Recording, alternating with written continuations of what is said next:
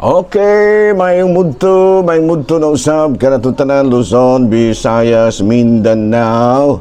Mayong mudto Philippines, may mudto world, may mudto universe. Ana na punta mga higala, dinig atong tulumanon sa kahanginan C.O.A. Cathy Kisis on Air. O ako lang gihapon kini inyong ubos nga alagad Reverendo Padre Edwin Academia Acaba. Bino adlaw sab karon Huwebes mahigala no. Adlaw karon nga Huwebes, pitsa 15 na kini sa bulan sa Enero tuig 2026. O gisaulog karon din sa amo ang lungsod sa Ayungon sa Barangay Awaan ang kapistahan sa ilahang patrono Senior Santo Niño no manado nga ubay gyud ang tao karon diri sa Ayungon mahigala sa may partikularmente sa Barangay Awaan tungod lagi ni ining dako kaayong fiesta diri sa maong barangay no ubay gyud ang naghikay mahigala kaluoy Ginoo o nakita nako nga kuan gyud kanang madasigon ang mga tao sa ilahang pagdebosyon kang Senior Santo Niño so na nga Viva Pit Senior no Viva Pit Senior kanatong tanan ang hinaot kita mahigala nga walay mga kakulian nga masugatan sa ato ang pagsaulog usab sa kapistahan ni Senior Santo Niño. Abino arita mahigala sa ato ang CBCP News balitang simbahanon ini kabuntuhon ang tanan nga mga misa o mga adlaw mahigala sa kini Archdiocese of Cebu ipahinungod gyud no dedicated sa nahimong mga biktima mga higala sa nasangpit nga trahedya diin na antong Enero 8 nga diin usa ka landfill ang nahugno kini ug kasamtangan nga 8 gyud mga higala kabaga nahimong biktima niini ang nakabsan gud in towns kinabuhi. So na nga desisyon ng ilahang arsobispo dito no si His Excellency kini Uy no Alberto Uy sa Abit Uy nga ang tanan nga mga misa no sa karong ubang adlaw Friday i-intention gyud sa nahimong mga biktima sa matud pa trahedya nga nahitabo dito sa nasangpit nga lugar sa atong silingan nga Archdiocese of Cebu. Balita mga higala gikan sa Vatican, Angola, ang nasod sa Angola mao ang usa sa mga African countries nga maibisitahon sa atong talahurong Santo Papa niining moabot nga mga adlaw. Hinuon gi-finalize pa ang eksakto nga pitsa lang niini. Dako kay kalipay usab sa katawhan sa Angola nga bisitahon sila sa atong talahuron nga Santo Papa. Maila nato nga majority no or daghan kayo no almost 100% nga ang mga katawhan dito mga Kristiyanos o mga Katoliko. Mao kanto mga higala mga balitang simbahanon niining kamudtuhon o padayon kita sa ato ang mga buhaton. Abino may mudto na ino sa ato ang sa ato nga kura paroko. Ako na paroko. Ato ang station manager manghigala diri sa may station DYWC no ang ato ang kura paroko. Ang ato nga kinibitang manager no sa ato ang istasyon no ang maabtikon usab nga manager sa DYWC si Reverend Father Ramonito Ram Mata. Hala no nagbangutan in taon kini karon si Father Ramonito tungod lagi sa kamatayon usab sa iyahang magulang no yang igsuon nga naminyo og kining Italiano no muna nga dako kay usab natong pahasubo kang Father Ram no nga medyo nagmagulano o nagmasulubon siya karon. Abi na padayon ta mga gala sa ato ang mga buhaton ni ining kamudtuhon ug ari kita sa ato ang Saint of the Day of course. Karon kuan pa man third Sunday pa man ang kuan pero karon adlaw January 15 ang ato karon nga santo mao si Saint John Paul the Hermit no John Paul the Hermit ang usa kini ka ermitanyo mahigala no nga nahimo siyang ermit kanang ermitanyo dito sa Ehipto ni antong 233 AD. Iya, no? Uniya, panahon sa persecution of Emperor Decius, he decided to retreat in the wilderness. Uniya, nahiusa siya, no, kang Saint Anthony of Egypt after kanang dito gyud niya nakuan kining gitawag natong nabugto ang iyang gininhawa, no, sa diha nakapuyo siya og usa ka kinabuhi nga maampuon ug balaanon, si Saint Paul the Hermit, no, San Pablo ang hermit, di kay Jean Paul. Saint Paul the Hermit. Then doon na may lain nga Saint Paul of Shard, no, doon na po Saint Paul the Hermit. Okay, no? No? Patuloy na atong pagtimbaya mga higala sa atong ang mga lay ministers. Kumusta na diyan ang atong mga lay ministers? Si Sister Pita, kumusta na nga kuha usab nga matud pa niya sa dayang nagkita kami. Kada adlaw gyud ko padreng naminaw sa imong programa. Salamat kay Sister Pita, ha. Ga padalanginan ka sa Dios, no? Kay abi baya na ako walay naminaw in atong programa.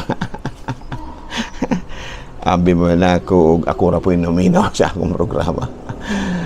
No, padayon ta mga higala ato di ay nga iampo gyud, no, ang atong mga kaigsuonan nga mga police in town nga nakabsan in town sa kinabuhi, no, ang katupong perpetrator iampo po nato, no, kay saon man gyud nga nahitabo man gyud to muna nga iampo lang gyud nato mga higala, no, wa man gitalay mahimo unsa man gyud atong ikatampo ni ana, wala gyud, no. Para nako ako ra yung ikatampo mahigala nga akong kinasing-kasing nga pag-ampo nga unta maluwas ang ilahang mga kalang ug makasulod gyud kay ngarian sa langit ug alang usab sa ilahang tagsa-tagsa ka pamilya nga nagbangutan nga unta ilaha gyud nga mapakigbatukan matud pa nga pagsulay sa ilahang kinabuhi, no, ang pamilya sa tulog ka mga police in town nga nakabsan sa kinabuhi ug laing usa nga tuwa po in town sa prisuhan karon, no? So nga ang ilahang mga pamilya usab lamdagan sa Espiritu Santo ug ubanan niining panahon usab sa kasubanan nga ilahang nahiaguman. No, padayon ta mga galas ato ang mga buhaton ni ining kamuntuhon narin nata sa ato ang kining katikism. Abay na mahigala, no, atong katikism karon, Man in Paradise, no, Man in Paradise. Unay title karon, no. The first man was not only created good, no, ang unang tao dili lang kay gihimo nga maayo, but was also established in friendship with his creator. Nga saan to pa dili lang kay gihimo nga maayo ang tao, no, yung mahisgot ka na itang tao mahigala, male and female na, ha, and then back was also established in friendship with his creator. Nga sa ito pa human nga gihimo ang tao natukod usab ang mga maayong relasyon niya ug sa iyahang magbubuhat, and in harmony with himself and with the creation around him in a state that would be surpassed only by the glory of the new creation in Christ. O sa ato pa maayo gid ang tao, no, sa dihang gihimo ta. Kaya nga naman maayo ang atong gihimo kitang maayo sa Ginoo ug ingon man usab gihatagan kita og maayong relasyon sa atong magbubuhat ug nga napangaom gyud ang atong kinaiya usab sa kabuhatan or creation, no. Busa makaingon kita nga kon maayo ang atong relasyon sa atong magbubuhat, mamahimo usab nga maayo ang atong relasyon sa atong palibot o sa atong ising kaingon. Okay, maayo man lagi kita. No, we are created good. Matud pa sa Mateo kapitulo 25 bersikulo 40. O diya ang hari mutubag kanila, sultihan ko kamo nga sa matag higayon nga maghimo kamo niini alang sa usa sa labing ubos niining akong mga igsuon, gihimo ninyo kini alang kanako. Buti pasabot nga kay maayo man ang atong relasyon sa Ginoo, maayo po ang atong relasyon sa atong palibot, ang atong gitawag sa in English og creation, maayo po ang atong relasyon sa usag-usa, no, kay nganuman matud palagi sa Mateo kapitulo 25 bersikulo 40, kung unsa ang kaayo nga atong gikapakita ngadto sa atong mga igsuon, mauusab kini ang kaayo nga atong gipakita ngadto sa Dios. Ayan no. Ang katungod sa tao sa pagdumala sa kalibutan gihinatag sa Dios apan ang mauni yung matud pa mao ang iyahang kaugalingon. No? Ang iyahang kana bitaw no? Matud pa na. Sa ato pati ay no, ang katungod sa tao sa pagdumala sa kalibutan hinatag gyud sa Dios apan munang ato gikining ampingan no, isip hinatag sa Dios kay Dios ba nang naghatag mo kana nya ato gyud kining ampingan no, klaro ba no? So atong balik ko na tungod kay ang taong gihimong maayo sa Dios unya gihimo pod nga maayo ang atong relasyon sa atong Ginoo ug sa ato ang palibot ang atong creation, mahimo kinahanglan usab nga maayo pod ang atong relasyon sa usag-usa. Kay ngano man ang tawo kuan man kanang gitawag ang kun unsay imong gihimo nga kaayo ngadto sa imong isig katawo, mausab kini ang mausab kini ang gihimo nimo sa imong isig ngadto sa Dios. Ato pa connected gyud na no. Kanang ang ato ang kaayo nga napakita sa atong isig katawo, mausab kini ang kaayo nga atong napakita ngadto sa Dios. Klaro ba? So nga magpakita ra gid kaayo. Pero dunay problema mga higala kay bisan tuod kung kanang ang Dios mao naghimo kanato no, ang kuan pod do na pud kitay maayong relasyon sa Dios unya maayo po ang atong relasyon sa usag-usa. Pero dunay problema kay ngano man matud pa sa ikaduhang sulat ni San Pablo ngadto sa Tesalonica kapitulo 3 bersikulo 2, kini nagkanayon iampo usab nga ilikay kami sa Dios gikan sa mga bangis ug daotang tao kay dili man ang tanan may pagtuo. Sa to pa matingala matud pa ni San Agustin ngano man nga duna may mga tao nga dautan nga maayo man unta. No muna dihay kuan kanang gitawag nato og pangutana ni San Agustin. Pero matud palagi sa Roma kapitulo 5 bersikulo 20, gihatag ang balaod aron mudugang ang kalapasan apan diin mudaghan ang sala labaw pang mudag sana labi pang mupadagaya ang grasya. Ayan no, sa ato pa kung unsa di ay ka matud pa ni San Agustino naingon siya nga makalibog yun kay ang tao gihimo nga maayog relasyon sa imong isig kaingon, maayog relasyon sa kinausag-usa, pero nganong duna man gyud mga dautan mo ni nakapalibog kang San Agustin apan matud palagi ni San Pablo di gyud na malikayan tungod kay daghan mga tao nga kulang sa pagtuo. O muna no. So, minsan tuod kung doon naman yung mga taong mga walay simba, no? Walay mga kasal, walay pagpaminaw sa pulong sa Diyos. Huwag kinahinungdan din ha, no? Kaya matod palagi, kining gitawag nato sa in English o sin, no? Wala ginahimua sa Diyos. Pero nga nung naama na, tungod kay gitagaan, manggod kita sa Diyos sa katungod sa pagpili. The freedom to choose. Diya dapit, no? Muna siya itubag nga bisan tuod kung ang tao gihimo nga maayo, ang tao gihimo nga maayong relasyon sa Dios, ang tao gihimo nga maayong relasyon sa kinaiyahan ug maayong relasyon sa iyang isig kaingon, pero gitagaan manggod og katungod sa pagpili. Nya kay ang uban manghigala mo pili man gyud. Ngano man tungod sa daghang kayong mga tentasyon sa kalibutan. No? Daghang kayong tentasyon sa salapi, daghang kayong tentasyon sa kaulag, daghang kayong tentasyon sa mga tawhanod nga pagbintaha sa uban. Muna nga ang uban na sipyat pagpili, muna nga ang nahitabo mga higala na nahitabo nga aduna gyoy kasalanan sa kalibutan. Awatod pa no? Kaya kung atong tan-awon sa kasaysayan sa pagtuo, ang pagpagkasala dili gyud mawala. Kanunay gyud nga makita. Wala kung gusto nato nga masabtan kung unsa gyud ang sala, unang-una atong sabton pag-ayo kung unsang pagpakigrelasyon sa tao ngadto sa Dios. Kay niining maong paagi mailhan gyud nato ang kadautan sa sala. Ang pagsalikway sa tao sa Dios o ang pagpakigbato kaniya sa kinabuhi sa tao o ang iyang kasaysayan. So diha gid dapit mga higala. Kung atong sabton na matud pa diri sa pagpasabot ba nga ang pagpagkasala magagikan gyud sa kahuyang sa atong pagtuo sa Dios. No, kay mao man kanay basihan unya sa atong mga pagpili sa pagbuhat ug maayo o dili. No, sakto ra gyud pod may higala, no, kay kini bitaw mga tawo nga walay simba-simba. Sorry kayo ha sa mga tawo nga maigo. Sayon ra kayo ang pagbuhat og daotan. Kay ngano man kulang man sa pagtuo.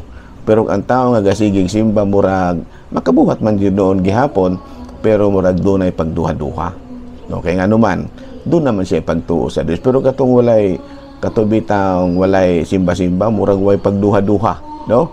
Pag-ingon nga mupusil ginadayon kay ngano man wala may pagduha-duha nga dakong sala kining atong gihimo. So wala, no? So unsa may mayong buhaton maayo ang atong relasyon sa Dios? Unang-una, puy-i ang kinabuhing maampuon.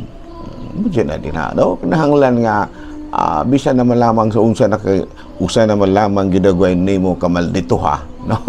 Usa naman lang sa imong paminaw murag maldito man gyud ko ba, pero ampo lang yun. Manod pa din, maintain a prayerful life. Kaya kung sa man din ang prayerful life, communication to God. Ayan, no? Murag uban nga makaingon ta nga mura bitaw og kanaabang maldito kayo, pero wa man pud makasala. Tungod di ay kay maampuon gihapon. Wa man pud makasala ra.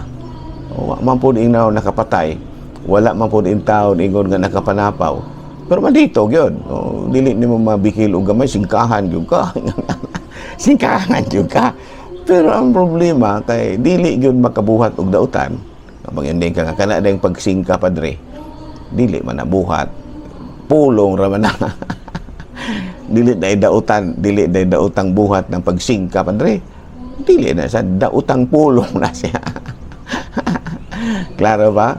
Kanang pagsingka-singka, pag singka gidayon, di na siya daotang buhat, daotang pulong na, no?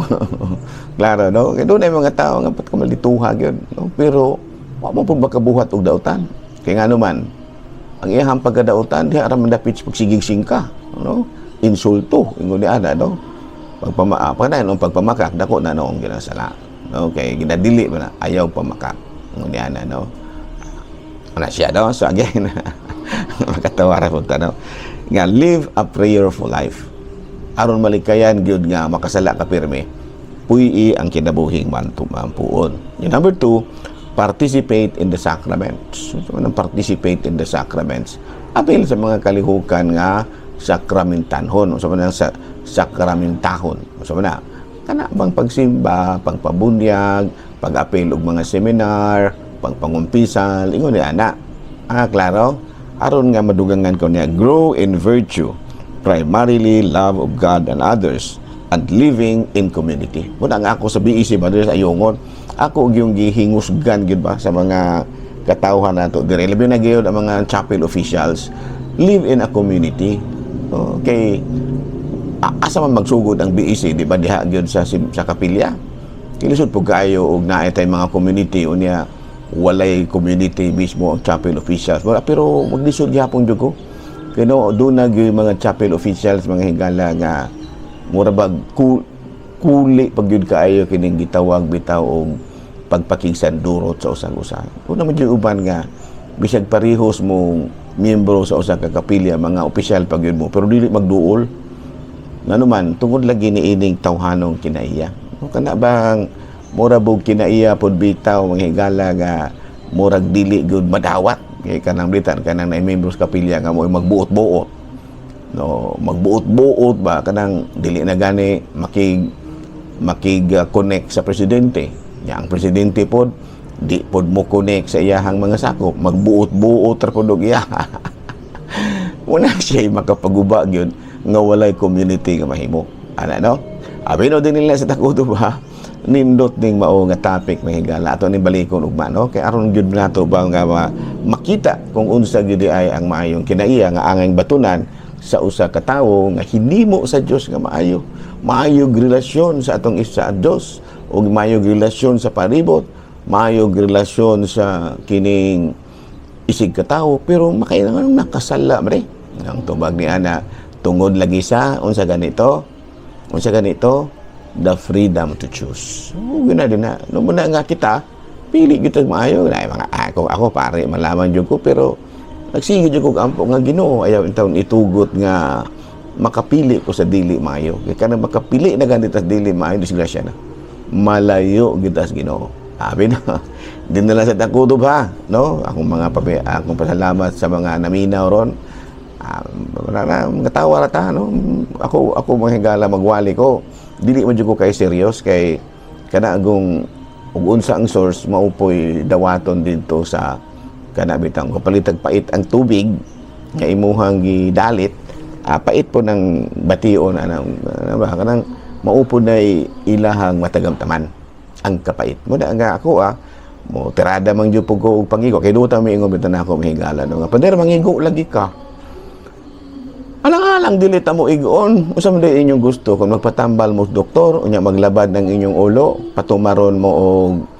kanang dayatab no og magsakit ng inyong tiyan patumaron mo og kanang biogesic no kinahanglan nga kung unsay sakit mao po'y tirahan sa doktor no, klaro ba mo nagyapon na sa pare kung unsay sala nga nakita niya tirahan gina niya ng sala uban masuko ba na kay ngano kunong giigo sila igon gilagi na kay ang pare mo man siya doktor sa kalag nya ganahan ba mo nga panalitad kanang inyohang sala puro mo walay mga kasal di ako di jud ko mohisgot og kabahig walay kasal magsigir ako hisgot og kabahin og community dili mo makabantay nga sayop na inyong gihimo klaro makakita ta nga inyong gipamaligya ng inyong baluta panahon sa eleksyon tirahan ko gyud na ngano man mo manay akong nakita nga sala na anang panahon na kay pareho sa lagi na sa kung magsakit imong tiyan at tirahan jud kas doktor og tambal para sa tiyan kay ganahan ba day ka di ka kamalibog og moingon maglabad imong ulo nya patumaron kag dayatab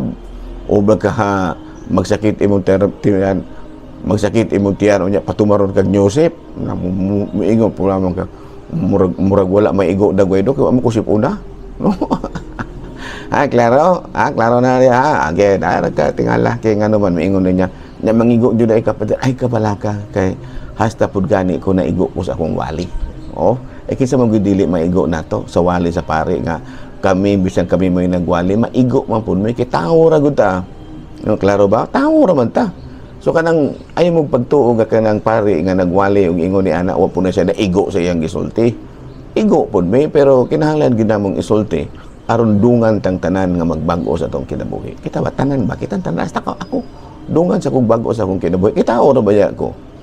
Na wala ay mo pag-ingon nga kami mga pare wala na gid sila na po rin tayo. Mo na nga igo pud mi sa wali sa obispo, sa wali sa isignamo ka pare, ug maigo pud mi sa mismo nga among wali. Klaro? Klaro na nahala sige. Ari na ako kay mag-adto pa kuswa napagilaing misa. Daghang salamat o bayong mudto Pilipinas.